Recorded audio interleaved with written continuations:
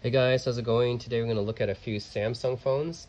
The first one I have for you is the Samsung U900. This was the last slider phone in their Ultra series. This was released in 2008.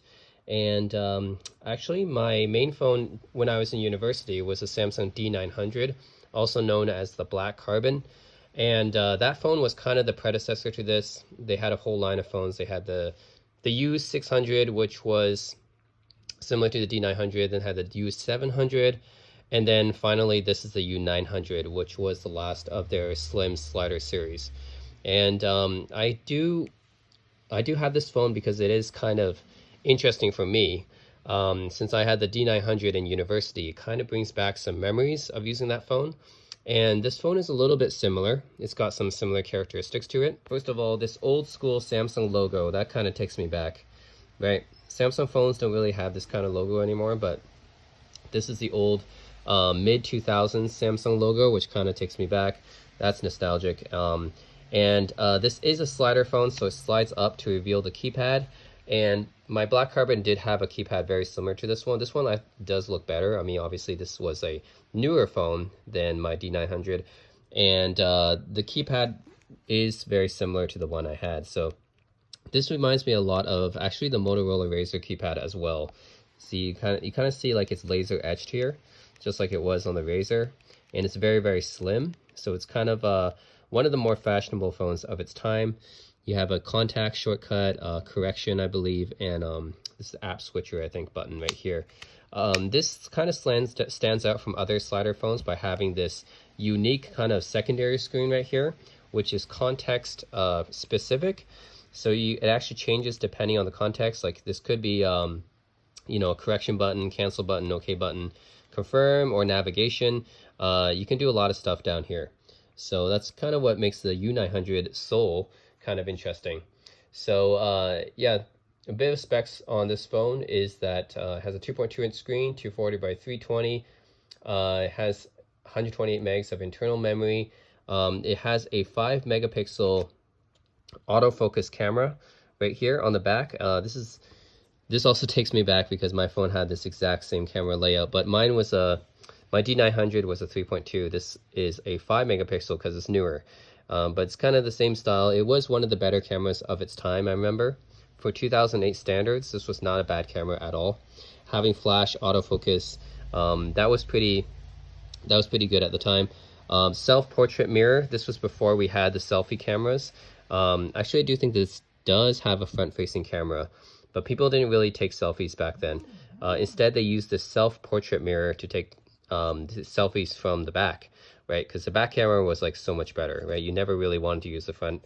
I mean, you still prefer to use the back-end camera on phones, but back then, trust me, you never wanted to use the front-end camera. So using the back camera. There's a removable battery, and I don't have the battery cover on right now. I mean, I have it, and this is what it looks like. But the battery for this phone, when I got it, was kind of bulged. So I mean, this being an old phone and all, so I'm just leaving it off so I can actually turn it on and have it do stuff. So yeah, that's the SIM card slot, and then here we have a micro SD card slot as well. It's micro SD, and then we have this might be some kind of programmable button right here. And then on the side here, we have volume rockers, and we have the proprietary charger, as well as the proprietary headphone jack. And I really hate that Samsung made a proprietary headphone jack, because, man, like 3.5 millimeters, really lament that it's gone from most phones these days, but having a proprietary headphone jack just to be able to use your 3.5, that sucked even more, actually. The days when you didn't have Bluetooth or anything. Well, you did, but it was very crappy Bluetooth. So yeah, that's the Samsung U900.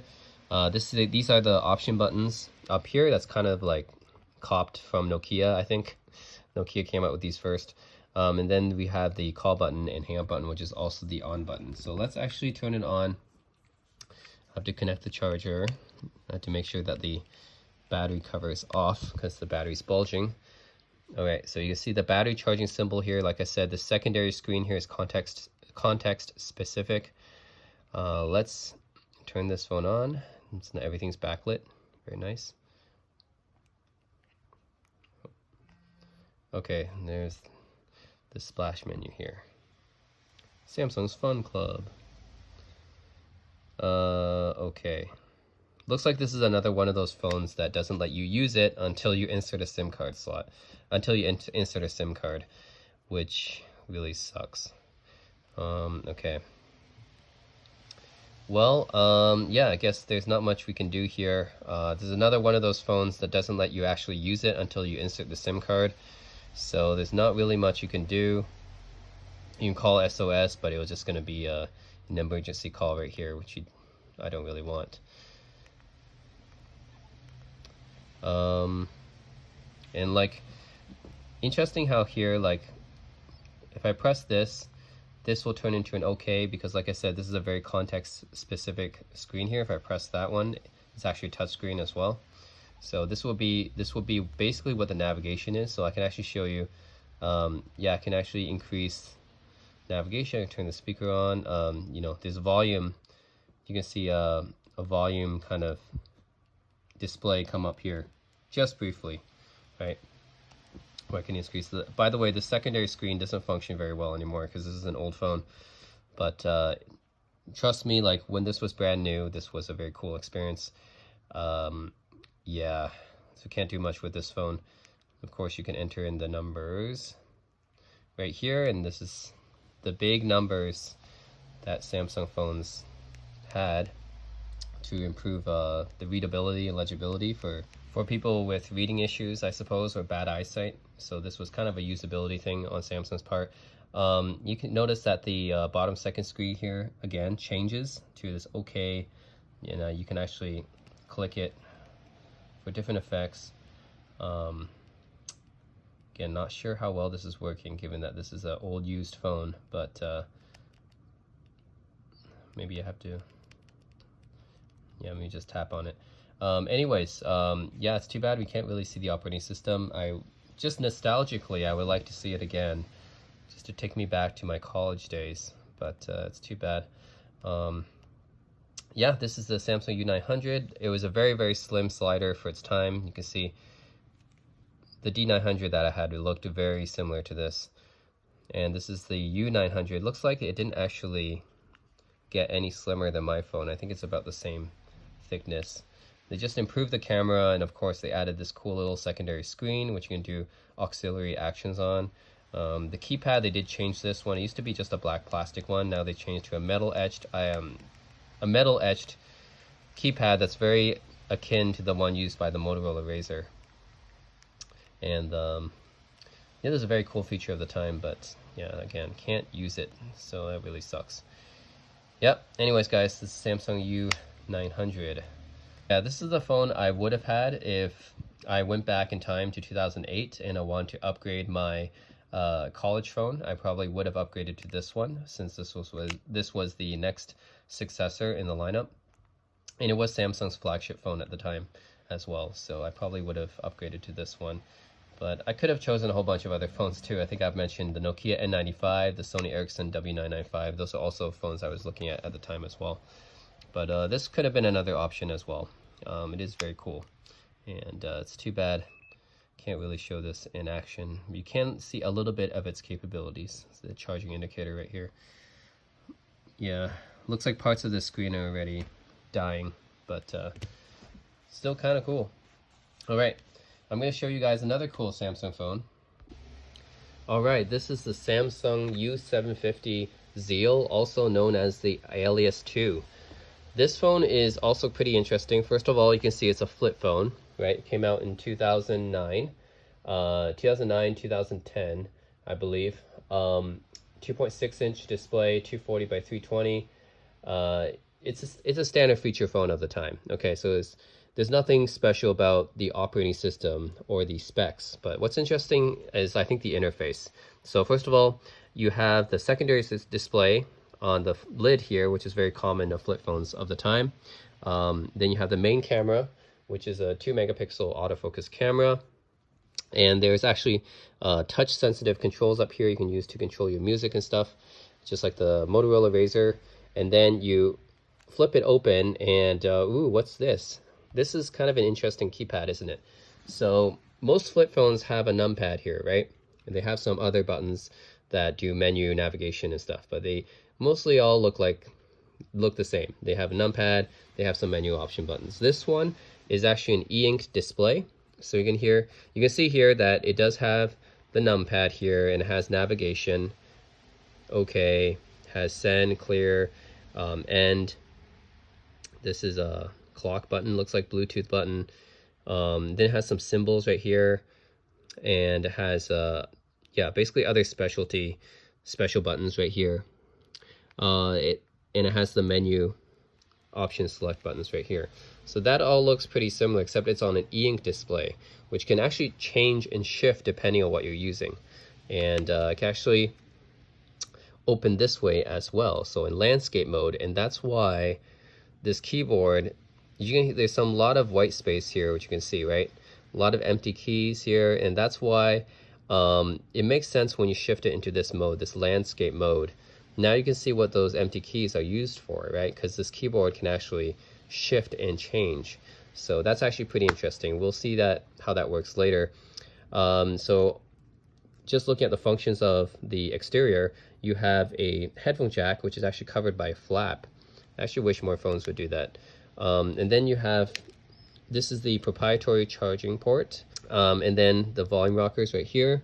You have I think this might be a camera shutter button. I'll have to test that out. Could be a different button as well, but my instincts say it's for the camera. And then you have the special button on here, which might be programmable. A special hold button right here, and a micro SD card slot right here. And of course you have a removable battery, as all Samsung phones did for a very long time. So let's actually charge this. It's an old phone, so I have to keep it on charge. Right, e-ink display lights up. It's Verizon. Okay, I don't really care if it's locked or not, since I'm not really going to use this. I think there's speakers right here, so that's kind of like stereo speakers. Alright, this is battery charging. If we close this, it'll also say this on the lid as well, so that's the secondary display. And by the way, guys, it has a lanyard loophole right here for your cell phone charms.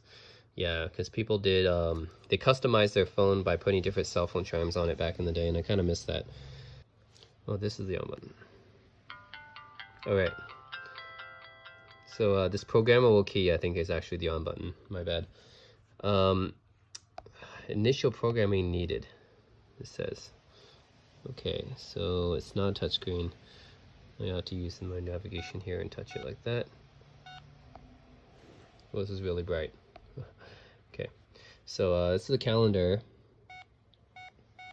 It's nice that we can actually use this phone, not like the U900, which wouldn't let you use it unless you inserted a SIM. Yeah, so you have the menu option buttons here. You can click add to add a new appointment, cancel.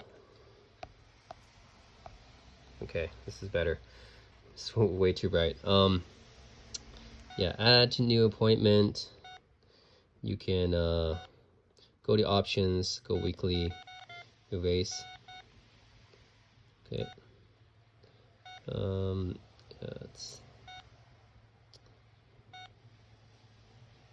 Alright, so this is the interface. Kind of an interesting interface. I think Samsung phones back then all had kind of different interfaces, because the U900, I definitely had a different interface than this one. This one looks like, it looks like it's for kids. I mean, look at this skeuomorphic interface right here. You have MSN Messenger or Windows Live guys right here. Then you have it looks like a Safari icon right there.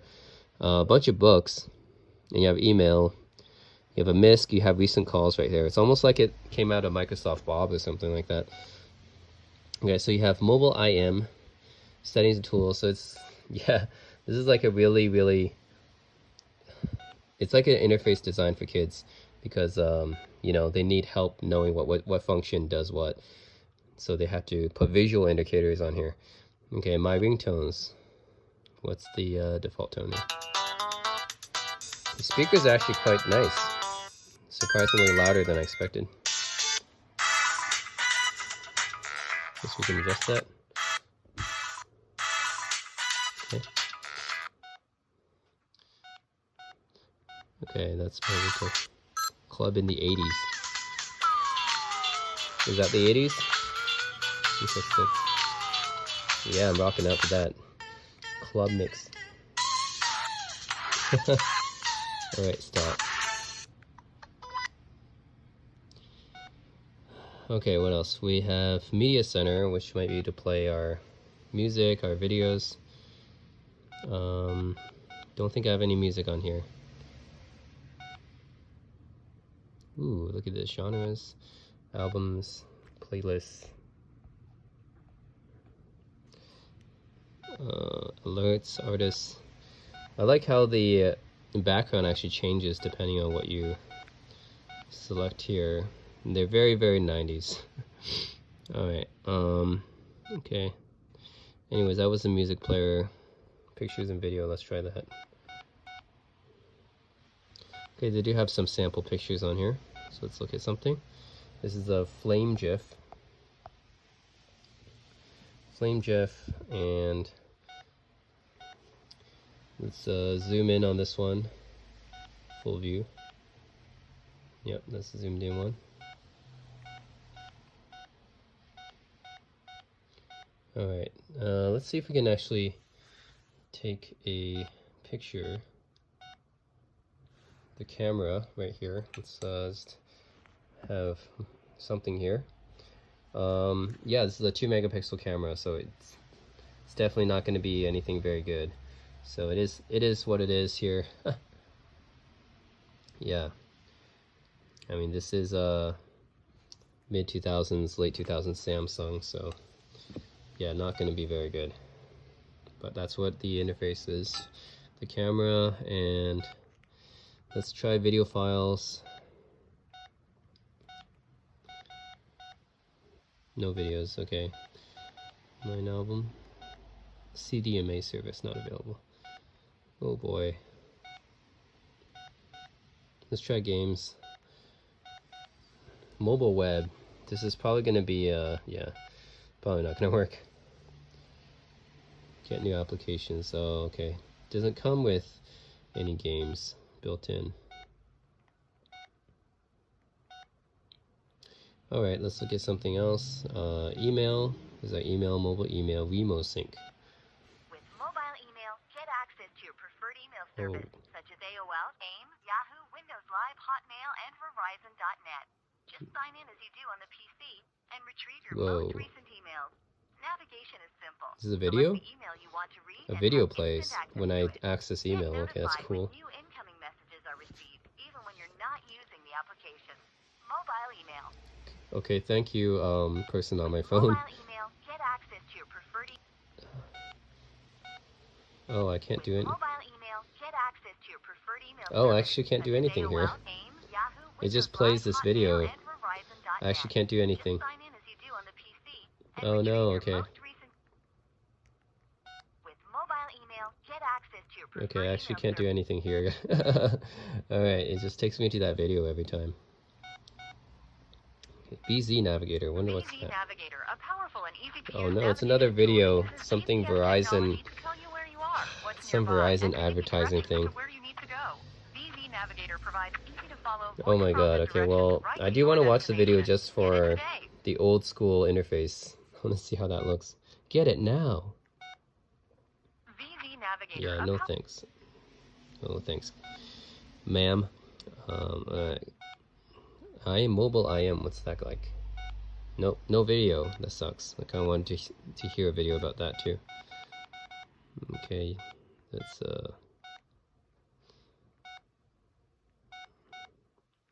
okay, what else? Messaging. Okay, let's actually write a message using the e-ink keyboard and see how that feels. Okay, finally I can write a text. Alright, so let's try out the e-ink keyboard here. So I'd flip it this way and see how the keyboard actually changed right here. So watch this. This is a QWERTY keyboard, right? It changes now to this vertical layout now. Okay, I see. So this is the vertical layout. You can enter it, you know, when you have it in this position, right? And this would be just like a T9 interface, right? This is what you used to on a flip phone. But say I don't want to use a T9. I want to use a full-size QWERTY keyboard. This is where it switches to a full-size QWERTY keyboard.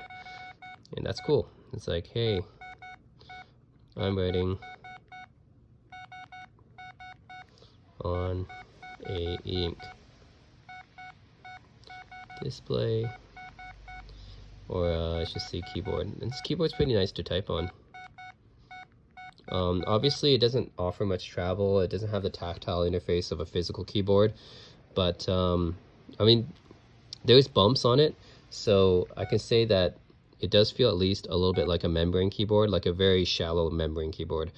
But it's there. I mean, it's cool. And you can see the e-ink interface kind of shifting at times. Okay, go back. Insert. Look at this. It just changes again, right? It changed to numpad interface. Okay, there's two okays actually. What's up? Wanna meet? And changes back. Interesting. Now it changes to a symbol interface. If I switch this, right? That's cool. So you'll watch how this shifts. I can switch between the QWERTY to the numpad, and then this is to a special characters keyboard. See, I don't know any other mobile phone that was doing this at the time, so, or even today, right? So having the e-ink keyboard like this, that's a pretty cool, innovative feature by Samsung. And I honestly don't think Samsung got enough credit for this phone. This was pretty high-tech stuff at the time. Pretty innovative. Alright, cancel message. Actually, let's, okay. The numbers from this screen, it actually just goes to, see, one of these shortcuts right here. So we go to contacts, contact. Again, this changes this keyboard. Right. Yeah. That's cool, and then it'll change like this again. Yep. To the vertical navigation. So yeah, I think this is a really cool, innovative phone. Really innovative device at the time. I think it should have gotten more credit for that. I haven't really seen any other phone like it.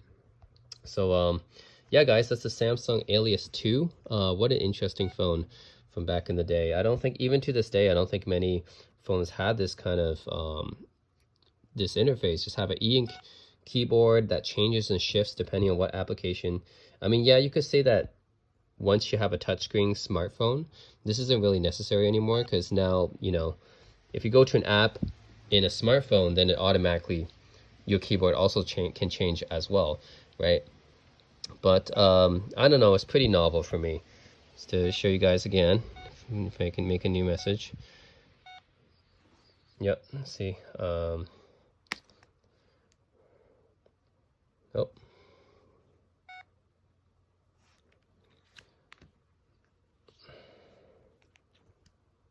Okay, so landscape mode, and then change the keyboard like this.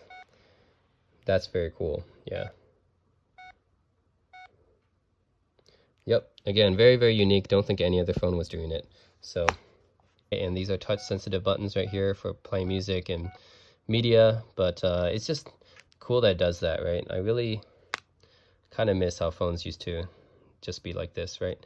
I mean, I know phones have ambient displays now, but they just take up too much battery life, and honestly, like flip phones back then, they can last a really long time. So yeah, that's it. I kind of miss the days of the removable battery and the long battery life. All right, next up we have the Samsung M550 Exclaim. This came out in 2009, just like the Alias 2, and the specs are also pretty similar. 2.6-inch display, 240 by 320, 2-megapixel camera on the back. Let's just go over the physical features of this phone first, because I feel that they are kind of unique as well. So again, I love this old school Samsung logo. It's just really nostalgic to me. You have the option buttons right here for the menu. You have this is like looks like a speaker mute button, a menu OK button, back button right here, navigational buttons here, so there's no touch sensitive thing going on here. Talk and end, which is also the phone call, phone hang up buttons as well. And then on the side here, volume rockers, a lanyard for your cell phone charms. And then here you have, this looks like it's, well, this is the on button, so this must be some kind of either the camera shutter button or the programmable button, one of those two, I think. Charges via micro USB right here, so that's actually kind of more modern than the other Samsung phones I showed you, which had a proprietary charger. This has a micro SD card slot, just like the other Samsungs. And Samsung has been a very good supporter of micro SD for a very long time. I think they're still like among the last phones to have the micro SD card slot, which I really applaud them for. Yeah, and 2 megapixel camera, which I already mentioned, so nothing too special there. Self-portrait mirror.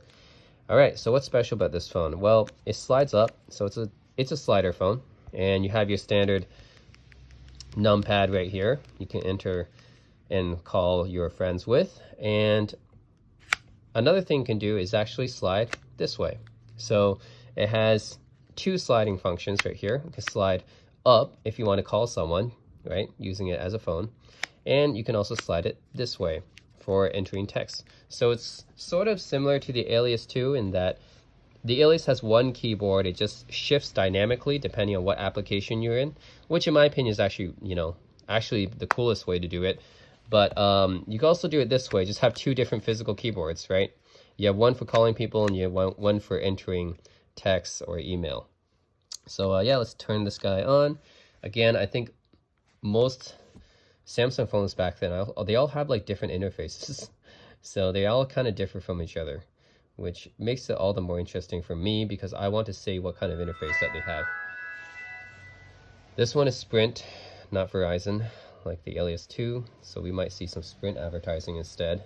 Lucky us. All right.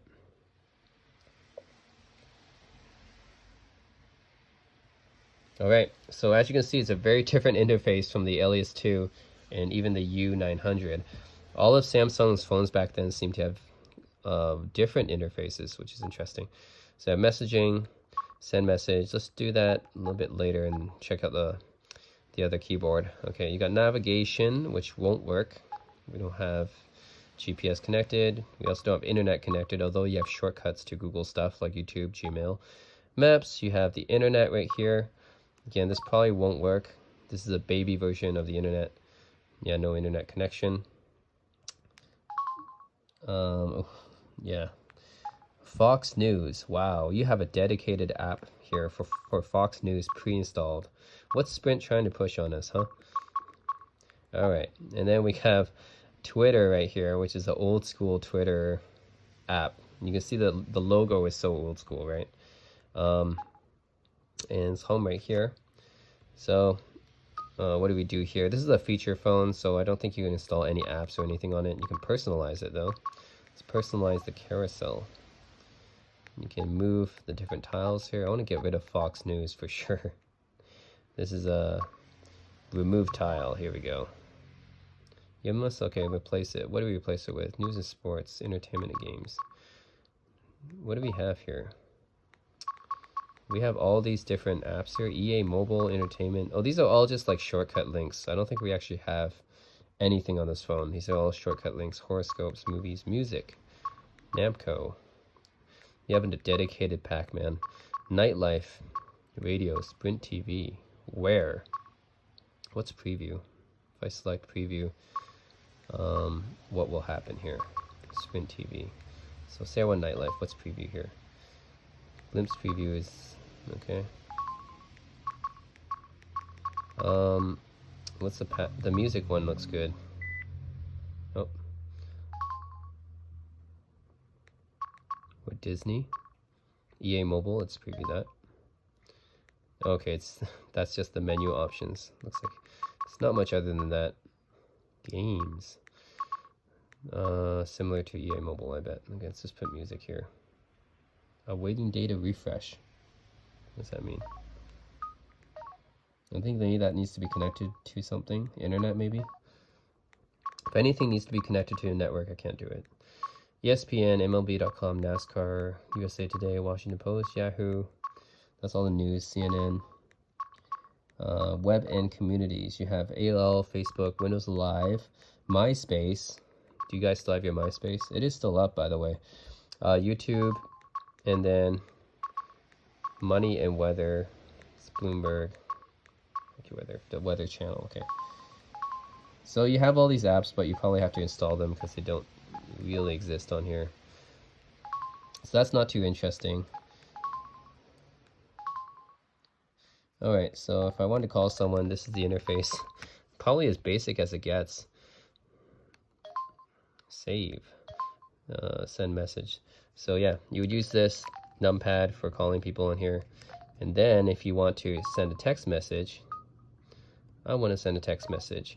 And then you would actually switch over to the other slider right here. Boom. There's the other slider. Hey guys. Oh, this keyboard is definitely not as good. I like the Alias 2 keyboard better. The ink keyboard better than the actual physical keyboard here.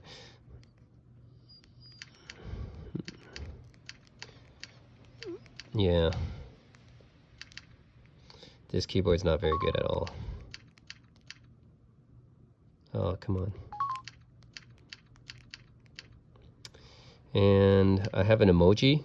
This was before emojis were really a thing, but I have emojis here. They're here. Okay, there's your emoji. And then text button, what does that do? Nothing. Back. Out of conf, we send with coverage. Okay, I guess that was sending the message. Yeah, nothing much to say about the Exclaim other than that it's kind of unique for having this dual slider thing going on here. You can use the phone's numpad for calling someone, and then if you're writing a message or email, boom, another keyboard, another physical keyboard, and with 2 option buttons as well. So yeah, that's it. I actually prefer the Alias keyboard as well, both for typing and for the fact that it's more innovative. It switches dynamically based on what application you're in, and it's just cool, like even today, right? And yeah, even though this has 2 different physical keyboards, I think I'd still rather take the ink keyboard. This would have been a really cool phone to have back in 2009 when this was released. But even today, like, try using a phone that has a shifting ink keyboard. It's actually pretty unique as well, even in today's touchscreen world. So that's it, guys. That's the Samsung phones, the U900, Alias 2, Exclaim. Yeah, that's it. Samsung made some pretty cool devices back in the day. Thanks for watching.